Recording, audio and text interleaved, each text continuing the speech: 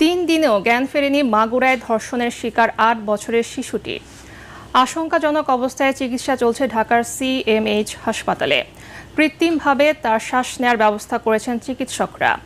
হাসপাতালে গিয়ে শিশুটির খোঁজ খবর নিয়ে সর্বোচ্চ চিকিৎসার নির্দেশ দেন স্বরাষ্ট্র উপদেষ্টা। জানান, ধর্ষণকারীদের বিরুদ্ধে কঠোর ব্যবস্থা নেবে সরকার। এদিকে ধর্ষণ মামলায় 4 আসামির ফাঁসির দাবিতে মাগুরার আদালত চত্বরে প্রতিবাদ কর্মসূচি পালন করেন ছাত্র জনতা। মাগুরা প্রতিনিধি সুজন মাহমুদকে সাথে নিয়ে রিপোর্ট করছেন মাহবুব কবির চপল। বসুন্ধরা ডায়াপেন্ট এখন আরো উন্নত। এই হট এয়ার থ্রো টপশিট দ্রুত শোষণ করে সোনামণিকে দেয় কোমল অনুভূতি।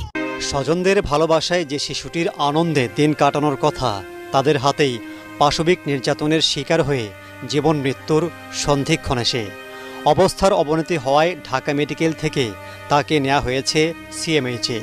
শিশুটিকে দেখতে হাসপাতালে যান স্বরাষ্ট্র উপদেষ্টা।